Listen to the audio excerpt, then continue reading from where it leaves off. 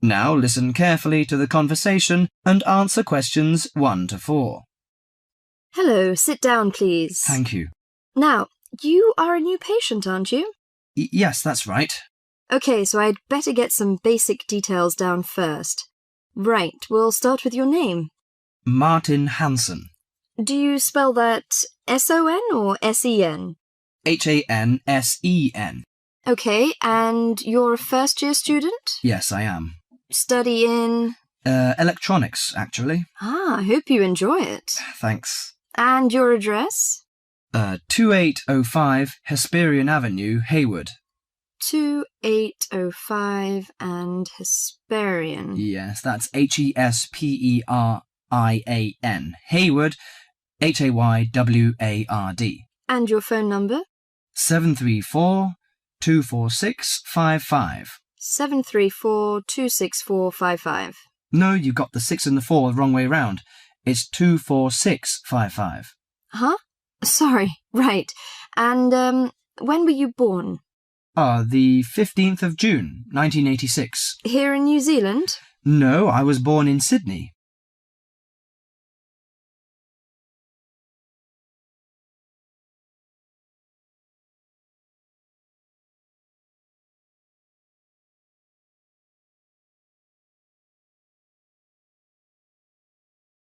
Now listen to the conversation and answer questions 5 to 10. Good. So, what's your problem? Well, frankly, I wonder whether it is a problem. I get the blues, and it lasts for quite a while. I don't know how to... Yes, we all feel sad or get the blues now and again. Generally, our sadness lessens in time, and with the support of friends. However, if the depression leads to difficulty in thinking and greatly disrupts your daily routine, it can be evidence of a psychiatric problem. What do you feel exactly? I always feel sad and worthless. I find it hard to fall asleep and wake up early in the morning. How long has it lasted? Nearly half a month. Do you feel fatigue or loss of energy? Or you may have lost interest or pleasure in usual activities? Yes, sometimes. At first I thought I could overcome it by myself, but I failed, and I'm so glad that you came here. It seems that you are suffering mild depression from your symptoms. Depression? Yes, I feel depressed sometimes. But why would I... Depression may occur as a result of biochemical changes in the body. Alcohol, amphetamines, cocaine, and LSD can bring on depression. Those who have a family history of depression usually have a greater risk of depression. Sometimes the worrying changes in life can lead to depression. I see. I had a really bad breakup of a love relationship. It makes me feel hopeless. Do you think I need some treatment? Yes. Antidepressant medications are often used to treat depression, if it is serious. But I don't suggest them at first because of the side effects. I suggest psychotherapy, which can give you support and help you regain control. So do I need to come here every day? No, I will arrange counselling sessions for you, which will last 12 to 20 weeks. You come here once or twice each week. The psychotherapy is directed at helping you gain insight and understanding about events in your life, which may have contributed to your depression. With growing insight, you can often learn more effective ways of coping with your feelings and changing your behaviour. What can I do to take care of myself? Well, at first you should do some physical exercises on a regular basis, at least 3 times a week. How is your food? Do you eat well? Yes, I think so. I eat at my homestay family. Good. Find a hobby or a positive recreational activity to participate in once or twice a week. I know it's difficult for you, though. When you feel it's hard to overcome the depression, come to the counselling session. Remember, ask for help if the load is too heavy to handle. Yes, I'll try. So, when will my counselling session begin? I'm going to arrange that for you.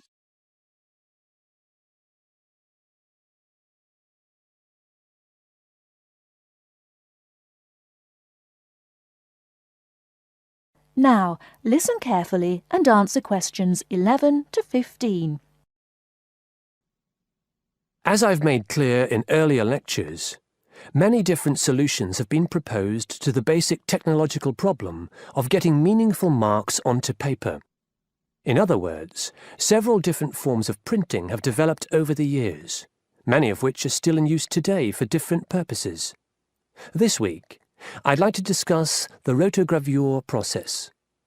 This is one of the most widely used printing processes, and after describing how the process works, I'll be describing some of its industrial uses and the advantages and disadvantages of this form of printing. As the name implies, rotogravure is a form of printing in which large cylindrical pieces of metal rotate, while the paper to be printed passes between them. The paper is held in place against the printing surface by the impression roller. The weight of this roller is one of the factors that affect how much ink is actually transferred to the paper.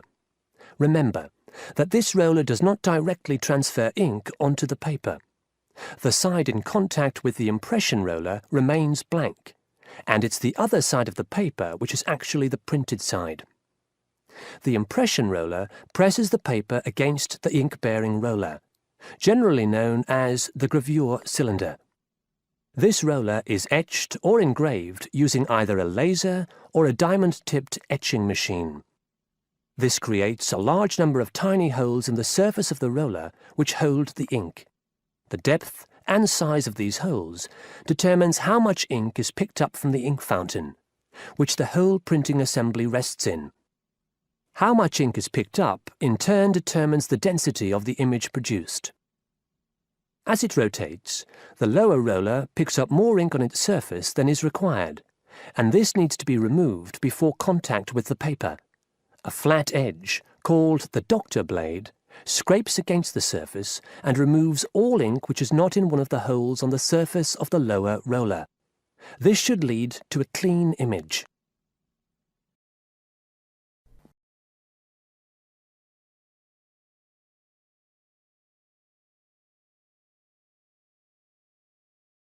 Now listen and answer questions 16 to 20. Now that we understand a little of the mechanics of rotogravure printing, I'd like to look at it in the wider context of the printing industry and discuss the main uses.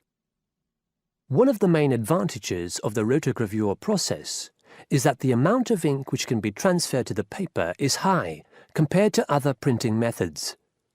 This means that a broad density range can be produced. In other words, with rotogravure, it's possible to produce many different light and dark shades, making it particularly suitable for reproducing photographs and fine art. For shorter print runs, some other processes may give a finer image, but rotogravure is ideal for jobs that involve printing, for example, 1 million magazines. One common place where you'll see printed matter that has been produced by rotogravure is in the advertising material that is often inserted into Sunday newspapers. Of course, it's not just paper that can be printed by rotogravure. It's a very flexible process, since the rollers used can be made to any size required. Whether it's consumer packaging or large rolls of floor covering that need to be printed, rotogravure is a relatively cheap, quick method that is used in a variety of industries. This isn't to say that rotogravure is without its disadvantages. Probably the main drawback is the fact that, with large areas of colour, the dots are visible, even without using any kind of magnifying aid. Now, does anyone have any questions about the rotogravure process?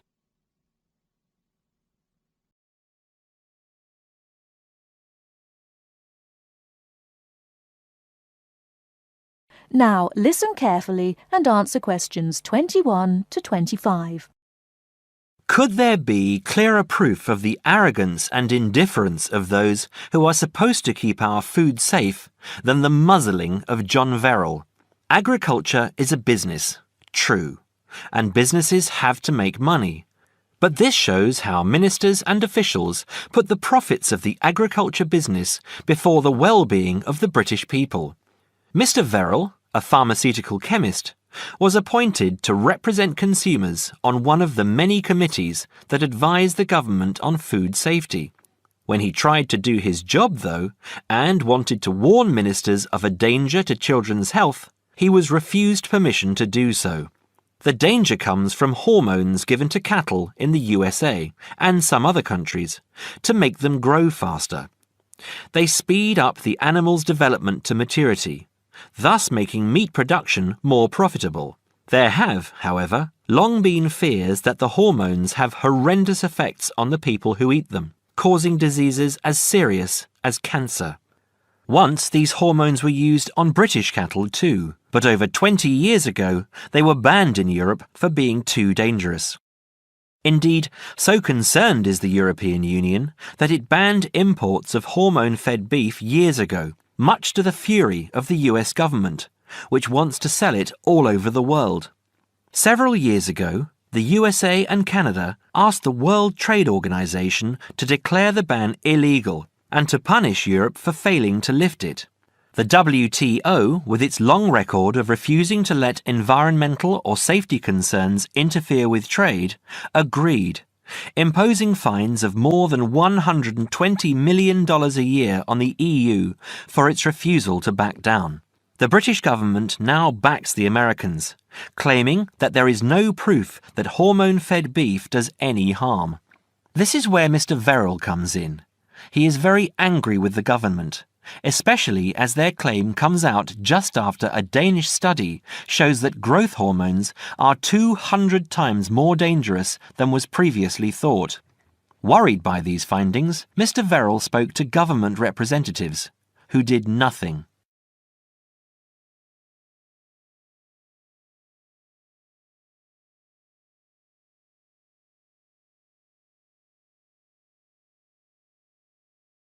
Now listen and answer questions 26 to 30.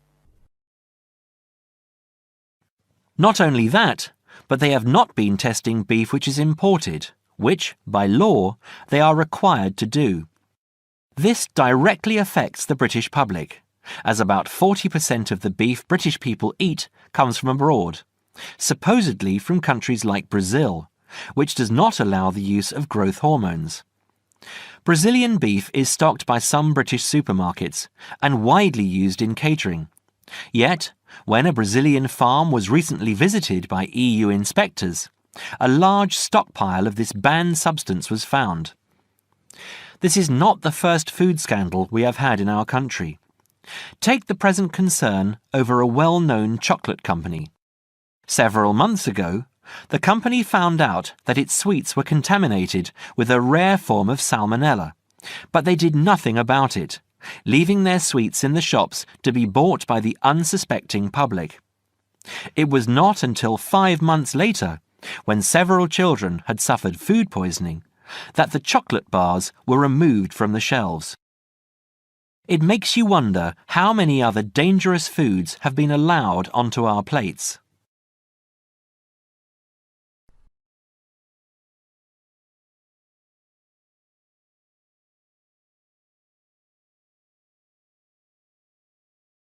Now listen carefully and answer questions 31 to 40.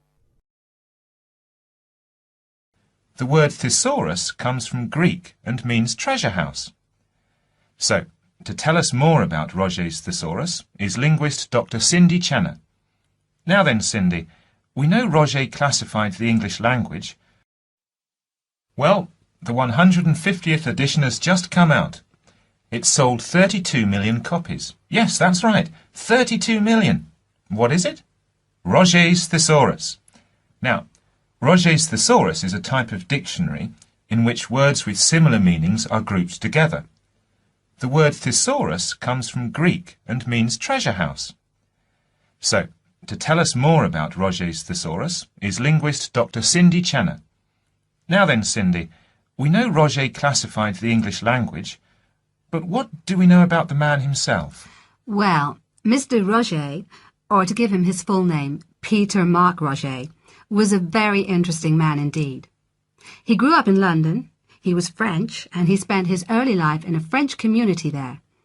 He later travelled all the way from London to Edinburgh to study medicine at the university there, and graduated when he was 19 years old, and he later went on to become a founder of Manchester Medical School. So his life focused around his career as a doctor? Well, actually, no. Roget had a very wide range of interests indeed. In fact, he was a writer and wrote about many topics such as bees, the kaleidoscope, and even perception and feeling in animals. And he was an inventor too. In fact, in 1814, he invented an early version of the slide rule. The slide rule? Yes, the device that can calculate numbers. Then 10 years later, he developed a prototype for the cine camera.